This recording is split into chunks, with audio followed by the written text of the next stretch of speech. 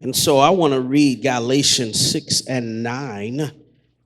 Galatians 6 and 9. And as I was looking at this text, it kind of reminded me of a story.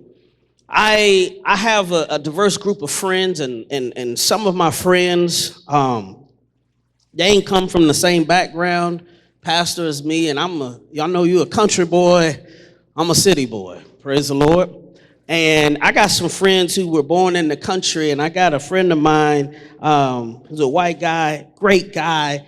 He said, man, I want to get some guys together, and I want us to go hiking. And I said, man, black people don't hike.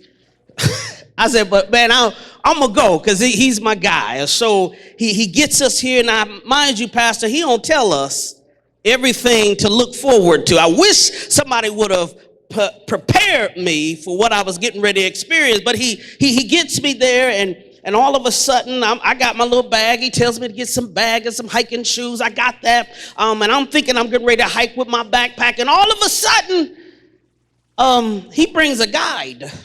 And this guide gets off of his van, and he hands us a 70-pound bag. And I said, well, what are we going to do with that? We keeping them in the van? He said, no, you're going to walk with it. I said, oh, Lord, y'all didn't prepare me. And so I kept asking the question, how long are we going to walk? I need to know how long. Nobody told me to work out. Nobody told me to run to get prepared for this. And so we get on this trail, and I'm not lying to y'all. I generally am not a big complainer, but I was complaining the whole time. I said, wait a minute, there ain't even no trail right here. What are we doing? Matter of fact, we get to the side of this ravine, and it's just a drop off, and they talking about let's rest here. I'm like, rest here? There is no place to sit. And so we get to this place where I am now starting to cramp because I didn't drink enough. I'm cramping and I got to sit down. And as I sit down, my friend says, man, let me tell you a story that gets your mind off of what's happening. I said, what happened? He said, man, let me tell you, I got in a bad car accident. And he said, man, I totaled my car and I totaled their car, and it was my fault. I said, okay. He said, man, I called my insurance company because I said, man, I just want to go ahead and get this settled. I said, I know that it was my fault. I literally totaled my car and their car. And he said, I called the insurance company, and he said, man, they told me that my insurance had lapsed. I said, well, now, Wanda, this is a guy who pay his bills. He got a lot of money. I was like, I know he ain't like some of us, we'll let it lapse. Y'all know, okay, that has never happened to nobody, right? Okay.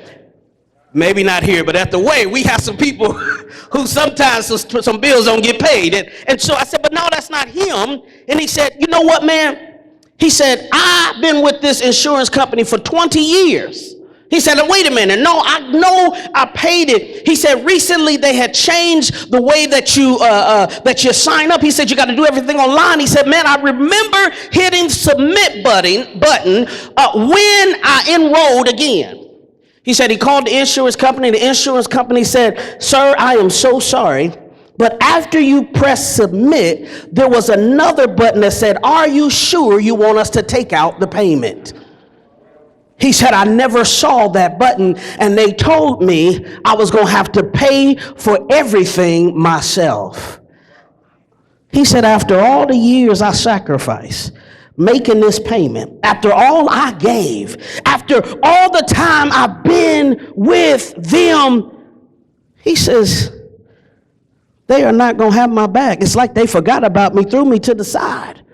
And so I'm listening to him, and I'm thinking to myself, God, why you let this happen to this man?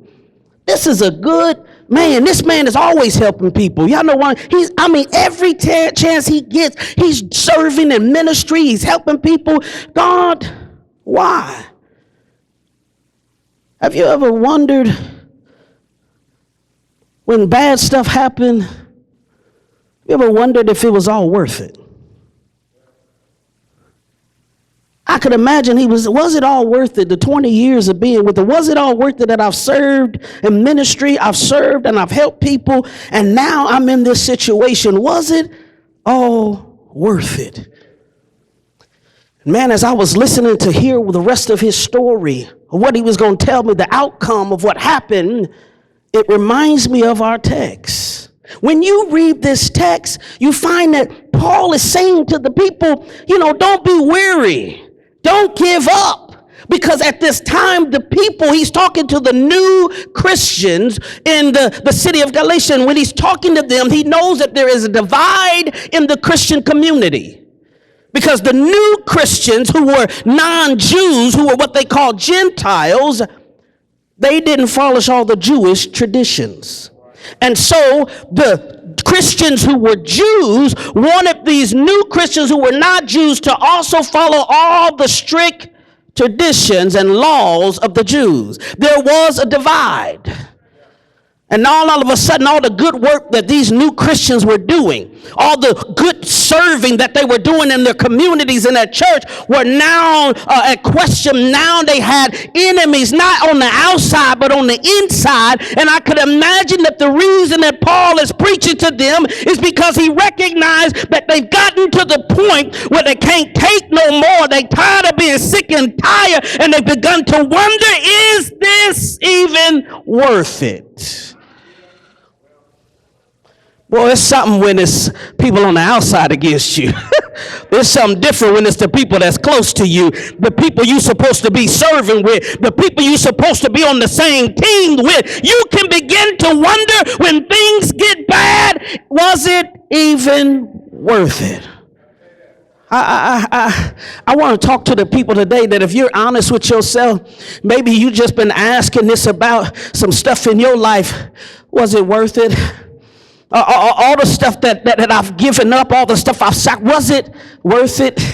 That maybe somebody right now you're saying in a marriage, is it even worth it when the person that I'm trying to reconcile with, the person I'm trying to fix this relationship with, they seem to be fighting against me? Is it worth it? When we just had offering, tithes and offering, and I know some of you, sometimes you can give and you can give and you can give, and you got bills that ain't paid, and you got stuff that's going, you in debt, and you in over your head with your finances, and you can begin to wonder, is it worth it? I don't know what happens over here, but sometimes at the Way Church, even when you're serving, sometimes you got a new idea, you got a different idea, you want to do things a little different, and the same people who's supposed to be on the same team make it hard and difficult for you. I'm saying you begin to wonder, is it worth it? All I was trying to do was do something different. All I was trying to do was trying to bring in more people. I got something different, and they're fighting me on every side. I just want to wonder, is it worth it? Maybe somebody, you said, I've been trying to do the right thing. I've been trying to live. I know I ain't perfect, Lord. I know I ain't perfect, but I ain't as bad as some other people. You can name them right now. And you're saying, God, I don't understand. How is it that they ain't living right? They doing whatever they want to do, and it seems like you keep blessing them. But me, I'm struggling, and I'm going to church every week. I'm making the sacrifice, and God, I'm beginning to wonder, is it worth it? I just need to make sure there's somebody in here today. You've made so many sacrifices for your family, for the people you love, for the ministry that you're in, and you've got adversity on every side. You've got people against you on that. Matter of fact, it ain't just people, it's systems against you. Some of you at your job, you got a system against you that won't let you let you get promoted. It won't let you do anything different. And you're saying, God, is it even worth it? How many of you know you can do all the things that the financial advisors tell you to do? You can put your money in all the right places. You can invest it in the stock market and all of that, and all of a sudden in one day everything can crash, and you wonder, was it even worth it? I got somebody sick today. You have a diagnosis, and you said, I've been trying to do the right things, Pastor. I've been trying to shift my eating, and I've been trying to exercise just a little bit, and yet I still find myself with a sickness, a diagnosis that I don't like. Is it worth it? And maybe, Pastor, what's deeper than that is that when you've been giving and sacrificing and serving, and you've been faithful, you start saying, God, I don't see no return on this thing. God, I don't see the promises that the pastor preaches about. I ain't seen those returns yet. And I'm wondering if God has forgotten about me. Is there anybody you could be honest that there are times you wonder if God forgotten about you? That if he forgot about every sacrifice you made, every dollar you gave. Matter of fact, can I just be honest for a moment? I hope you don't mind, but there are sometimes I can serve in ministry and I make all these sacrifices. You know, I feel like, Pastor, I could have been touring the world, singing and playing and producing and writing music, but the Lord told me to pastor, and I say, God, I could have made more money out here doing this. And I say, God, I'm making sacrifices to show up for people and do things for people. And the very people that I show up for the most, those are the people that dog me out, betray me, talk about me like a dog. And just because I didn't come to one thing, all of a sudden I ain't no good, because what about the other 39 things I came through? But the one thing, I wish I had. Do I got anybody that know what I'm talking about? And you say, God, have you forgotten about me? But something in the text, as I was in that same place, Pastor, but something in the text that really is what I call a reversal of the text kept speaking to me. I kept saying, well, why does he say don't get weary, don't give up? And I said, wait a minute, he's saying they are weary, they are tired, but they still there. I need to talk to the people today that you're grateful that even though you wearied, even though you tired, even though you might be burnt out, even though people have hurt you and they betrayed you, you're still here. Even though you lost loved ones, even though you lost friends, and even though you had some sickness in your body, you're still here. Okay, that don't make sense. Maybe it's like this. Maybe I need to say it like this. When you get sick and tired of being sick and tired, what I recognize is when people hurt you, you leave that relationship scarred. I need to tell somebody, you need to thank God that you may have some scars, but you're still here. Is there anybody say, I may have some scars? My heart may be broken, but I'm still here. Yeah, they betrayed me, but I'm still here. Yeah, I got stabbed in the back, but I'm still here. Yeah, I've lost loved one, but I'm still here. Is there anybody that you can declare through the rain, through the storm, through sickness and pain, I'm still here. I made it through. I may have some brokenness in me, but I'm still here. I may have some things in my life that was traumatizing, but I'm still here. Look at your neighbor, say, I made it through. I made it through. Man, that don't make sense for everybody, but I got some saints in here that you're grateful that you made it. That's why I love that song, He Made a Way. That I'm standing here because He made a way. I don't know how He did it, but He made a way. But I know you're still tripping on me, and you're looking at me crazy because you're saying, but I still got scarred. And you're saying it to yourself, but Pastor, I'm still wondering if everything that I did, everything I gave, and everything I got to face, is it all worth it? Here it is. Let me give you, for those of you who are in that space and you're asking that question, is it worth it? Here's the first thing I want to give you. Maybe you need to make the thing God told you to do more important than what's against you. Maybe you need to make what God told you to do more important than what's against you. I got to slow it down because I know maybe maybe this is the season. God says you need to make the thing God told you to do more important than the thing that is against you. Okay, I need you to declare it in the atmosphere. Come on, say it with me. I'll say it after me. Say, maybe I need to make the thing God told me to do more important than the thing that is against me. Okay, I kept wondering, Pastor, why does he say, let us not be weary in doing good? Here, that word weary in the Greek, one of the descriptions of it is a warrior who literally shrinks in their responsibility and they cowered in the face of conflict. Woo.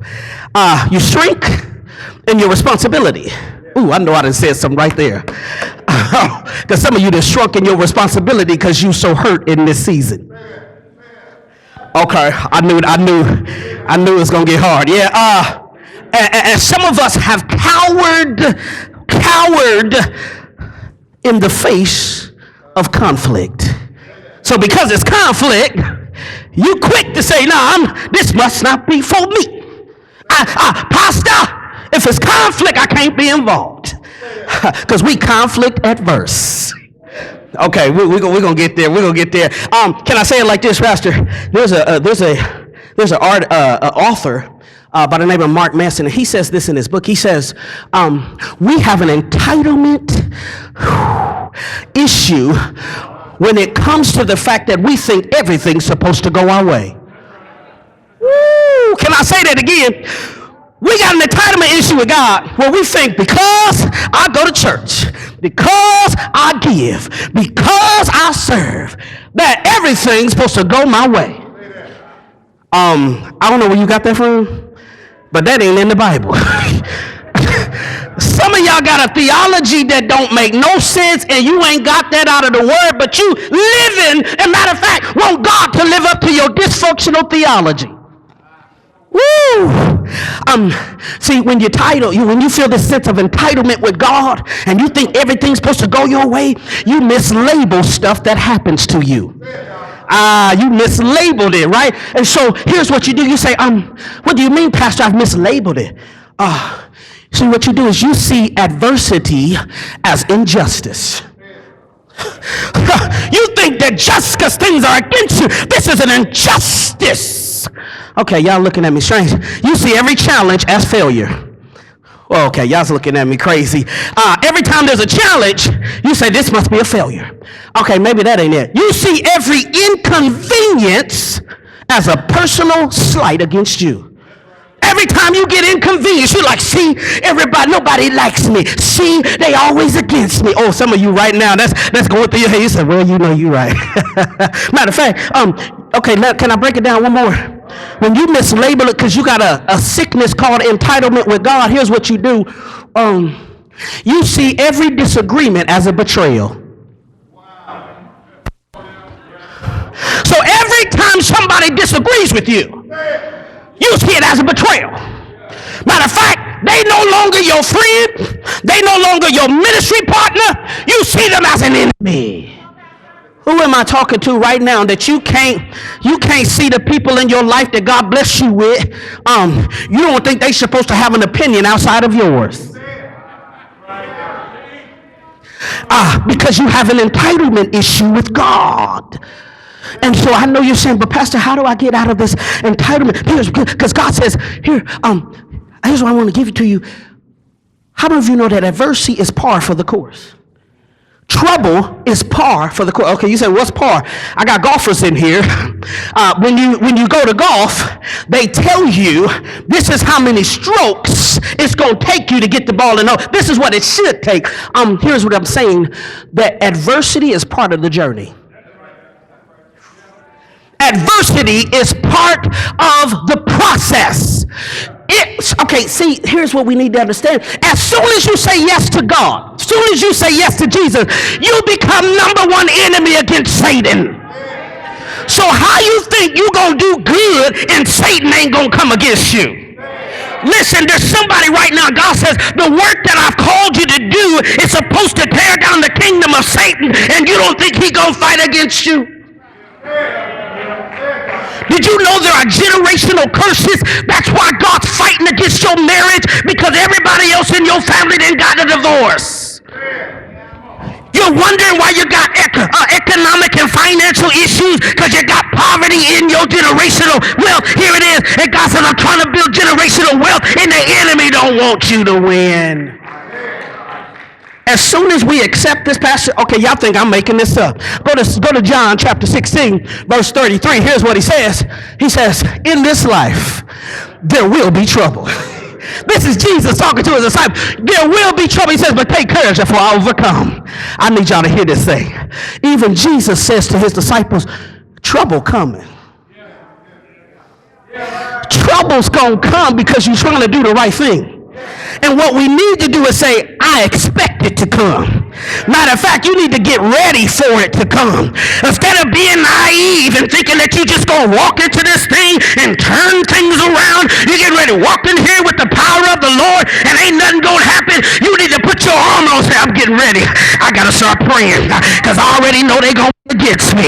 Matter of fact, I need to start reading my word because I already know they're getting ready to speak against me. There's somebody right now, God says this is the season to stop crying and get ready. Your crying and complaining ain't get you nothing. God says you are a soldier and this is spiritual warfare. But I know the problem, you don't know the word of God. We rely on pastors. We rely on YouTube people, right? We rely on TikTok and Facebook and Instagram to get all of our word. I'm going to tell you right now, y'all, there ain't nothing like knowing the word for yourself.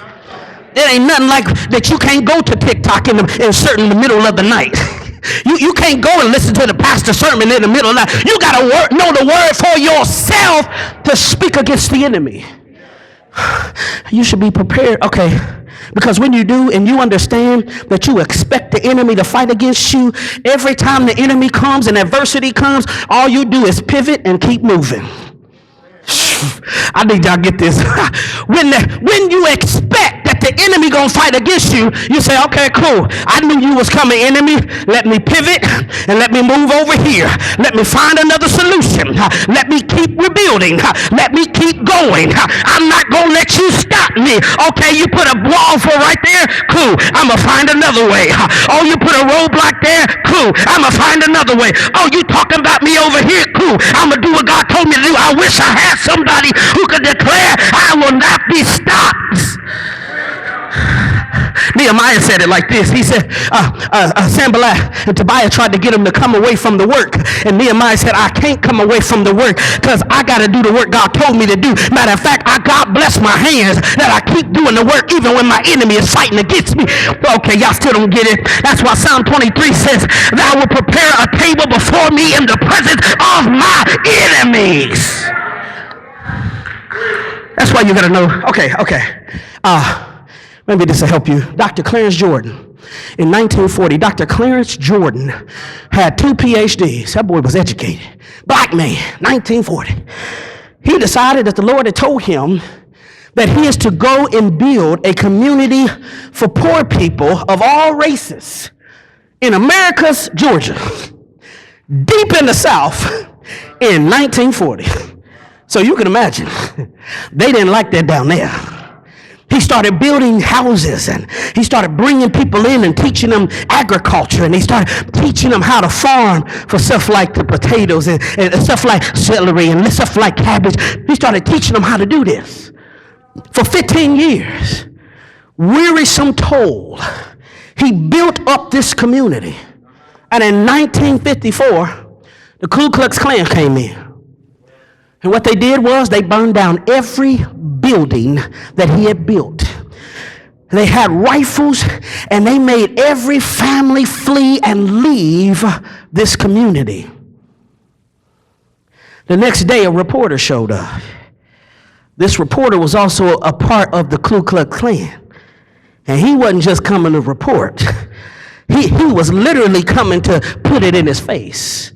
And so as he goes up, he sees all the houses burned. Only one black family is there because they refused to leave. And they looked and saw Dr. Clarence Jordan. And so what is he doing? He had a garden hose and he was tilling the ground. Buildings is burned down, smoke everywhere. He's tilling the ground. And so the reporter goes up to him. He says, yeah, you got all them PhDs.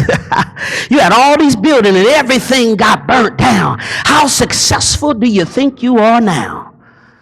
Dr. Jordan stopped, looked at the man in the face because he knew he was a deacon at the church and part of the Ku Klux Klan. And he said to him, he said, about as successful as the cross. He said, because here, we're not concerned about success. We're concerned with faithfulness to God. And he said, he looked at him, he said, now, excuse me, I got to get back to rebuilding what y'all tore down. The word got out that Dr. Clarence Jordan was still doing the work, and people came from all over the country to help him rebuild. And this farm that was called Koinonia Farm eventually became known as Habitat for Humanity. Because he rebuilt, guess what? He was able to build something that literally builds houses all over the country and the world because he didn't let what the enemy did stop him. I wonder what you could do if you wouldn't let the enemy stop you. I wonder what you could build if you wouldn't let the enemy stop you. I wonder what would happen to our community if you would stop letting the enemy trick you into believe you ain't got nothing to offer. I wonder what will happen to your families if you wouldn't let anything stop you. Y'all making it hard. I'm going to tell you now, that's what happened with Jesus in the Garden of Gethsemane. He said, Lord, please, let this cup pass. But nevertheless, why? Because he made his goal more important than what was against him. And somebody, God told me to tell you, this is the season to make what he told you more important than who is against you, than what is against you. And he said, watch what he will do if you are unstoppable. What an awesome message. And here's an opportunity for all of us to participate in the blessing of giving by using our PayPal link on our website, www.3mbc.org, www.facebook.com/MMMBC, or by U.S. mail. Thank you, and may God continue to bless and keep you.